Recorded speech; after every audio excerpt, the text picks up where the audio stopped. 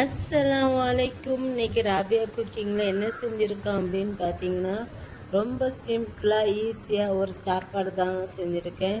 இது ரொம்ப சூப்பராக டேஸ்ட்டாக இருந்துச்சு. கண்டிப்பாக நீங்களும் செஞ்சு பாருங்கள்.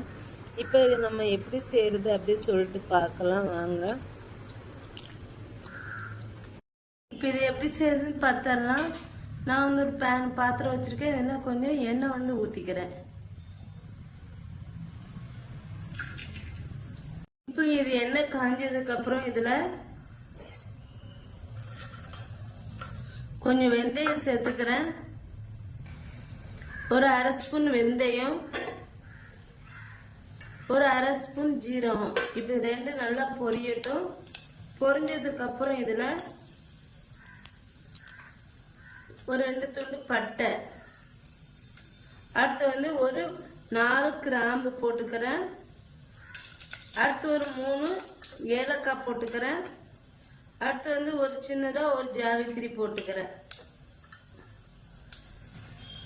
பிரியாணி இலை சேர்த்துக்கிறேன்.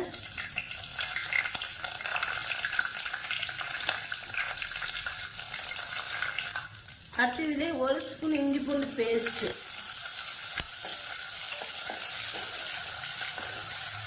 இப்போ இஞ்சி பூண்டு பேஸ்ட் நல்லா பச்சை வாசனை போக நல்லா வதக்கிக்கணும். அடுத்து இதிலே கொஞ்சமாக கருவேப்பிலை சேர்த்துக்கிறேன். நான் இது ஒரு அரிசி 300 கிராம் நான் சேர்க்குறேன்.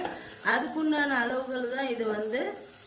இப்போ இதெல்லாம் நல்லா பொரிஞ்சிருச்சு. இப்போ இதில் நான் பெரிய வெங்காயமாக இதில் சின்ன வெங்காயமும் சேர்த்துக்கலாம். நான் என் சின்ன வெங்காயம் இல்லாதனால நான் பெரிய வெங்காயம் ஒரு பெரிய வெங்காயம் மட்டும் ஒரு வெங்காயம் நீளமாக கட் பண்ணிவிட்டு இதை சேர்த்துக்கிறேன்.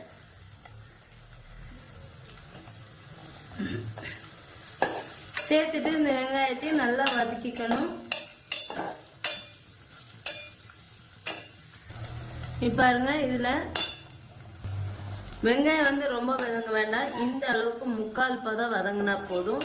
இப்போ இதில் நான் தேங்காய் பால், அதாவது 1 கிளாஸ் அரிசி எடுத்திருக்கேன். அதுக்கு 2 கப்பு தேங்காய் பால் நான் ஊற்றிக்கிறேன். இப்போ பாருங்க, இந்த தேங்காய் பால் கொதிக்கக்கூடாது. கொதிக்கிறதுக்கு முன்னால் இதில் அரிசி போட்டுடணும். இந்த மாதிரி பொங்கி வரும்போது அரிசி போட்டுடணும். நான் அரிசி சேர்த்துக்கிறேன். இப்போ இதில் தேவையான அளவு உப்பு சேர்த்துக்கிறேன்னா, சேர்த்துட்டு இது நல்லா கொதி வரணும். தண்ணியெல்லாம் நல்லா வற்றணும். இப்போ ஹை ஃப்ளேமில் வச்சு இது விட்டுடலாம். இப்போ பாருங்க, இந்த சாப்பாடு நல்லா கொதி வந்துருச்சு. இப்போ இதில் நான் கொஞ்சமாக மல்லி இலை, ஒரு தக்காளி, சின்னதாக ஒரு தக்காளி பொடியை நறுக்கி சேர்த்துக்கிறேன்.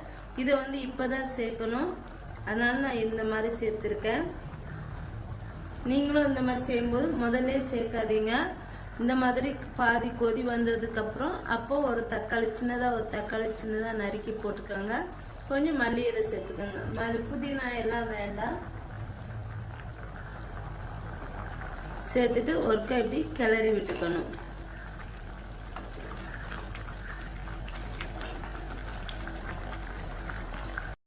இங்கே பாருங்க, இந்த மாதிரி கொஞ்சம் தண்ணி வற்றினதுக்கப்புறம் ஒருக்க நல்லா கிளறி விட்டுட்டு லோ ஃப்ளேமில் வச்சுட்டு மூடி போட்டுடணும். இது தம்மெல்லாம் போட வேண்டாங்க, அப்படியே மூடி போட்டுருங்க.